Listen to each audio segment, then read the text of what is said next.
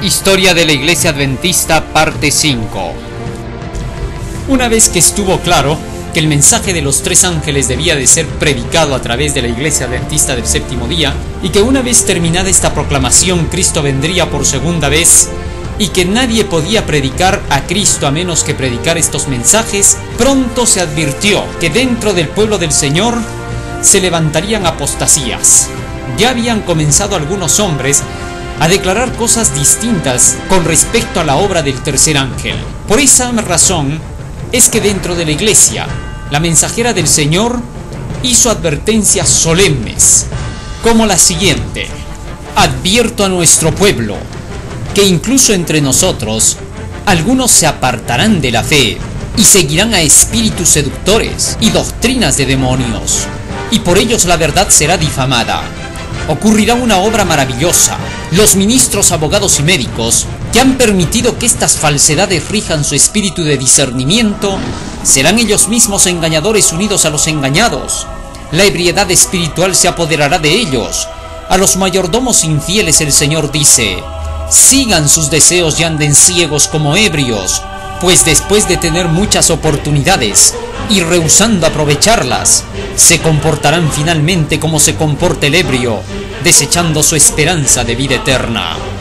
Procurando ocultarse profundamente del consejo del Señor y haciendo de las mentiras su refugio, interpretarán erróneamente las amonestaciones y los mensajes que Dios ha enviado, colocando en ellos sus aseveraciones falsas para anular la palabra de Dios. A esto se refiere la Escritura cuando dice que el dragón se airó contra la mujer y se fue a hacer guerra contra el resto de la descendencia de ella, contra los que guardan los mandamientos de Dios y tienen el testimonio de Jesucristo. A decir verdad, a través de todos los tiempos el dragón ha peleado contra la iglesia y ha tratado de destruirla. Desde tiempos antiguos nosotros leemos en las Escrituras cómo es que los agentes de Satanás han sido utilizados especialmente por el dragón con el propósito de querer destruir la influencia de la verdad. Ya desde los días de Moisés, cuando se estableció la organización israelita, Satanás había levantado a hombres rebeldes, tales como Coré, Datán y Abiram, de quienes se dice en las Escrituras que se rebelaron contra Moisés y contra Aarón, y se levantaron contra Moisés con 250 varones de los hijos de Israel, príncipes de la congregación de los del consejo, varones de nombre. Capítulo 16 de Números, versículo 2. Y se juntaron contra Moisés y Aarón y les dijeron: basta ya, porque toda la congregación, todos ellos son santos, y en medio de ellos está Jehová. ¿Por qué pues os levantáis vosotros sobre la congregación de Jehová? Versículo 3. De manera que entonces, aquí se presenta claramente en las Escrituras cómo estos personajes, que eran ministros del santuario, príncipes de la congregación, se levantaron contra Moisés y contra Aarón. En el versículo 9 del mismo capítulo se nos dice que Moisés les dijo a Coré, Datán y Abiram: ¿os es poco que el Dios de Israel os haya apartado de la congregación de Israel, haciéndoos acercar así para que ministraseis en el servicio del tabernáculo de Jehová y estuvieseis delante de la congregación para ministrarles?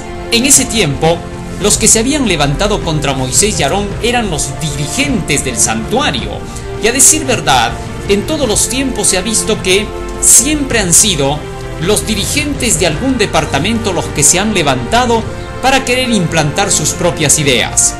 Y debido a esto es que se han generado grandes divisiones dentro del mundo religioso. Ahora bien, dentro del pueblo de Dios, para estos últimos días adventistas del séptimo día, no sucedería menos que eso. Se advirtió: la historia de la rebelión de Datán y Abiram se está repitiendo y se repetirá hasta el fin del tiempo. ¿Quiénes estarán del lado del Señor? ¿Quiénes serán engañados y a su vez se convertirán en engañadores? Esta carta fue escrita en el año de 1892, cuando nuestra iglesia estaba pasando por momentos críticos. Habían divisiones espectaculares. Desde la presidencia misma de la Asociación General, las cosas estaban marchando totalmente negativas. Escribió la mensajera del Señor: la Asociación General misma está corrompiéndose, con equivocados sentimientos y principios. Los hombres se han aprovechado de los que suponían que estaban bajo su jurisdicción. Estaban decididos a que esas personas se sometieran a sus condiciones. Querían gobernar a toda costa. El poder despótico que se ha desarrollado como si el cargo hubiera convertido a los hombres en dioses me hace temer y debe producir temor. Es una maldición donde quiera se lo ejerce y quien quiera lo ponga en práctica. Esto fue escrito en el año de 1895 a raíz precisamente de estas rebeliones que se estaban levantando. Resulta que el mismo presidente, juntamente con todos aquellos que estaban como representantes delegados en la Asociación General, habían comenzado a hacer las cosas al revés. ¿Cuál era el error que estaban cometiendo? Ella misma menciona, precisamente por esas fechas, qué cosa es lo que estaba pasando dentro de la asociación. Escribió lo siguiente: a veces cuando un pequeño grupo de hombres encargados del manejo general de la obra procuró ejecutar en nombre de la Asociación General planes imprudentes y restringir la obra de Dios, he dicho que ya no podía considerar la voz de la Asociación General representada por estos pocos hombres como la voz de Dios. Eventos de los últimos días, página 57. Según la mensajera de Dios, ellos estaban atacando en ese tiempo a la obra del Señor. Pero ¿qué cosa es la obra a la cual estaban atacando? ¿Por qué ella dice que estaban restringiendo la obra de Dios?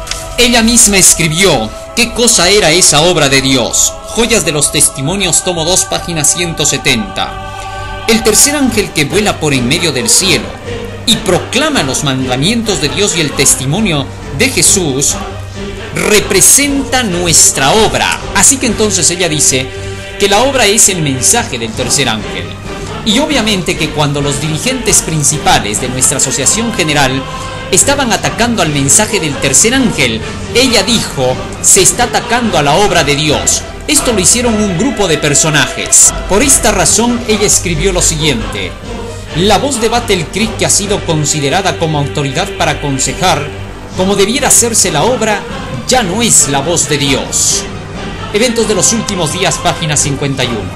¿Por qué es que ella estaba diciendo que ya no eran más la voz de Dios estos dirigentes? Era obvio, porque ya no estaban hablando de acuerdo con la palabra de Dios, sino que estaban siguiendo su propio criterio. A raíz de estas cosas, ella declara que el poder despótico se había desarrollado entonces en la Asociación General, tal como lo vimos en la página 50 de Eventos de los últimos días. Este poder despótico hacía que ellos tuvieran que dar órdenes y que si alguien no quisiera cumplirlas tal como ellos querían, entonces pronto empezaban a disciplinar y a echar fuera de la iglesia a la gente que no quería someterse bajo la autoridad de estos. Por esta razón la mensajera del Señor tuvo que escribir lo siguiente: entre todos los obreros de Dios debe haber un espíritu de armonía. Pedro dice, igualmente jóvenes, estad sujetos a los ancianos, y todos sumisos unos a otros. Revestíos de humildad, porque Dios resiste a los soberbios y da gracia a los humildes. Pero esto no autoriza a nadie a asumir la tarea de ordenar arbitrariamente a sus hermanos que actúen como él cree conveniente, sin tomar en cuenta las convicciones personales que ellos tienen acerca de su deber. Ni han de creer los obreros escogidos por Dios que a cada paso deben esperar para preguntar a alguna autoridad superior si pueden hacer esto o aquello. Mientras colabora de todo corazón con sus hermanos en la ejecución de los planes generales que han sido trazados para la prosecución de la obra, han de mirar constantemente al Dios de Israel para recibir dirección personal. A veces alguien a quien se ha conferido responsabilidad como dirigente concibe la idea de que esté en un puesto de suprema autoridad y que todos sus hermanos, antes de avanzar, deben ir primeramente a pedirle permiso para hacer lo que creen que se debe hacer. Esa persona se encuentra en posición peligrosa, ha perdido de vista la obra del verdadero dirigente del pueblo de Dios. En lugar de actuar como un sabio consejero, asume las prerrogativas de un gobernante exigente. Se deshonra a Dios cada vez que se exhibe semejante autoridad y exaltación propia. Por esta razón la mensajera de Dios tuvo que escribir lo siguiente: si alguna vez hubo un tiempo en la historia de los adventistas cuando deberían levantarse y brillar, ese tiempo es ahora. A ninguna voz se le debiera impedir proclamar el mensaje del tercer ángel. que nadie, por temor de perder prestigio en el mundo, oscurezca un solo rayo de luz que proviene de la fuente de toda luz.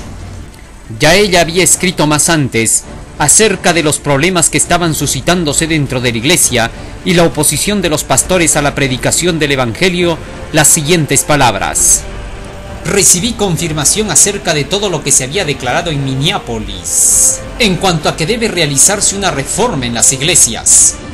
Deben producirse reformas porque ha habido debilidad y ceguera espirituales en el pueblo que fue bendecido con gran luz y preciosas oportunidades y privilegios. Como reformadores habían salido de las iglesias denominacionales, pero ahora juegan un papel semejante al que habían desempeñado las iglesias. Esperábamos que no habría necesidad de otra salida, aunque procuraremos mantener la unidad del espíritu en el vínculo de la paz. Con la pluma y la voz no cesaremos de protestar contra el fanatismo. Página 49, eventos de los últimos días. En esta ocasión, Elena G. de White había llegado al punto de declarar que era necesario volver a comenzar la obra, porque el asunto había llegado a extremos fatales. Prácticamente la mensajera de Dios ya había perdido la fe en la Asociación General, y por eso continuó escribiéndoles a los que estaban dirigiendo la obra de la siguiente manera. Página 52, eventos de los últimos días. El hecho de que estos hombres debieran estar en un sitial sagrado, como si fueran la voz de Dios al pueblo, como creíamos que la Asociación General lo era, es un asunto del pasado. 1901. Pero estas palabras de la mensajera del Señor fueron aprovechadas también por el otro extremo, por hombres que en ese tiempo se levantaron para contrarrestar a la labor que se estaba haciendo en favor de la última predicación para el mundo.